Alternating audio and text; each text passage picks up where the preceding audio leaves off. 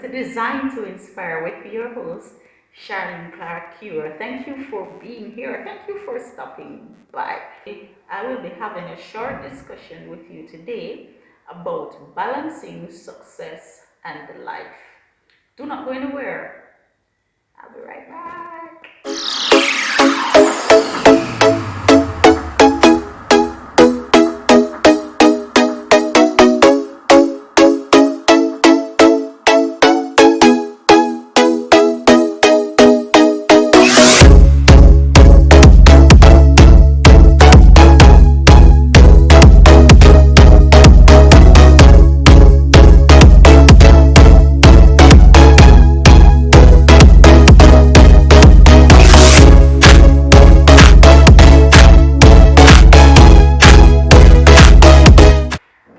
Now, how many times have you ever heard be successful at whatever cost? Have you ever pondered what that really means? Well, how many of you have ever had a friend who say to you, well, in order for me to realize my success, these are the things that I had to forego? How many of you? And when you analyze the things that they had to forego in order to recognize success, it would seem as though they led a very empty life, right? Now, truth to be told, if you want to be successful, you have to be persistent.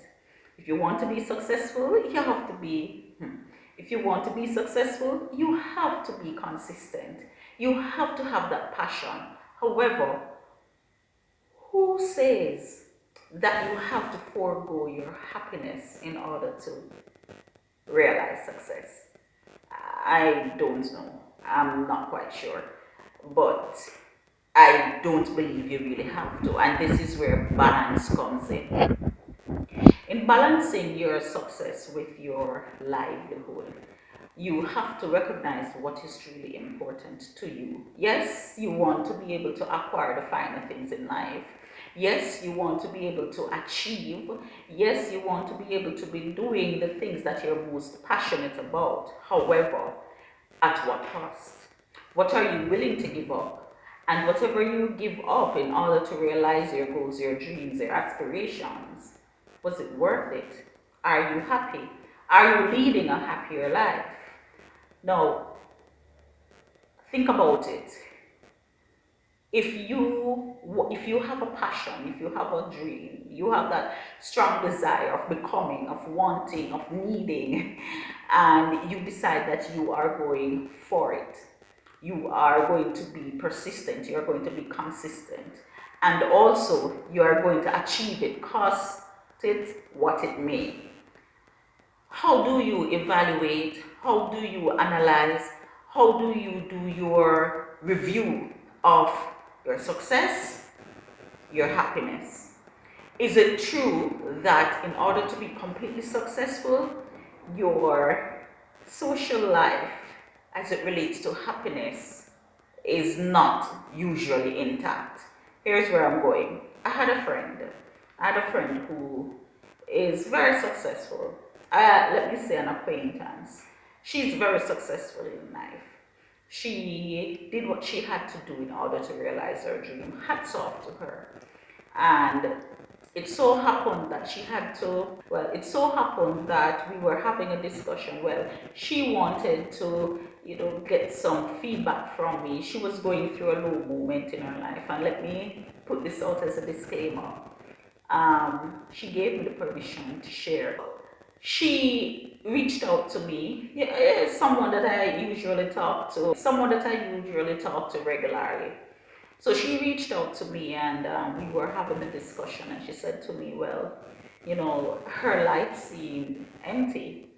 And I was taken aback because this is someone who is very successful. She had her mind, she had her eyes on the target, and believe me, she surpassed, right? She is very driven, she is very goal oriented, she is very consistent, she's very persistent, but she's also one of the many who believes that for you to attain your success, you have to give up something. She's one of the many. And while we were having the discussion, she said to me that I've acquired all these things in life. I'm still young and I'm not happy. Before my acquisition of these things in life, and these things I'm talking about are the material things now. So let me separate them. So we're talking now about the material acquisitions. And she said to me, before I acquired all these material possession, before I acquired all these things, she said to me, before I acquired all these things, I thought upon achieving, I would be very happy. I would be happy. And know that I have achieved in this way in my professional life, I am so unhappy. And the discussion continued. And so I said to her, what is happening? And she said to me, well, she's married with 2 children. And she said to me that her husband and her are not living a loving kind of relationship. And each time she's in her husband's presence, it's as though she's still trying to get to know him after being with him for so long, for so many years. She's still trying to get to know him. They have somewhat of a wayward kind of relationship. Not an abusive relationship, not a relationship where he is disrespecting her or she disrespecting him. A relationship where it is empty. She said to me, their 2 children, both are in their teenage years. They see her as a strong, powerful woman, but they do not see her as a mother because she was not able to give them the motherly love. She was not able to nurture and grow them at the very tender stage in life, because that was the moment when she was focused on building her dreams. And so what she did was to employ a nanny to take care of the children while she was building her dream. And in her mind, she was building this dream not just for herself, but also for her children. Many parents are of the belief that their children should not grow up the same way they did, especially if they had a very hard life. And so they try everything to ensure that they prepare a smoother transition into adulthood for their children, thinking that that would be best for them, right? And so this is what this lady did, this acquaintance of mine. And so she did not get the chance to nurture her children. She did not get the chance to bond with them. And so at this stage in her life, though they love her, she believes, though they adore her, she believes, they still do not see her as a mom, as a mother, because they did not get that mother love from her. And those were the two things that she said caused her life to feel somewhat empty. Oh, there is another one. She said that friends, she has no friends. What she has really is business partners, business associate who, yes, when there's a party, when there's a function, when there's a get-together, she'll be invited. There will be a lot of smiles, laughter, talks, but at the end of the day, that's it. And so these business acquaintances really were just for that. Business, business, business. So even in the moment when they are supposed to be, meeting and greeting, they're talking about some new business that is on the way. They're talking about how to improve certain things. They're talking about how to be greater at some other things. And so, it's a business talk. And those were the persons that she found herself surrounded by. So I asked her the question. I asked her, what about your friends? I mean, You had friends before? She said, yes. But because of the fact that she was focused, very focused on building her business, she had little or no time to build her friendship. And so those persons who she could have considered or she would have considered friends, they grew apart. And now she's at this juncture where she feels empty, sad, and lonely. But think about the irony of it. Most of us feel empty, sad, and lonely when we don't achieve. That's the irony. So I said to her, wow, you know, the way you're feeling now replicates the way an individual would feel if he or she did not achieve the passion that they had for achieving. If he or she did not attain the goals that they set out for themselves. But here you have it, you have achieved. You have achieved. However, you still share the same feeling. And then it dawned on me that the same cannot be true. That, be successful, cost it what it may, cost it what it will. It cannot be true, because at that point in time when you are ready to enjoy or reap what you have sown, reap the seeds or the fruits, sorry. You plant the seed, so you reap the fruits of your success. You will still feel empty. There is going to be that empty feeling, because those who you would want to enjoy, some of that success with, they are not around. Because while you were climbing the ladder of success, you were breaking the bonds of friendship. You were breaking the bonds. We're not focusing on the social aspect of your life. While climbing that ladder of success,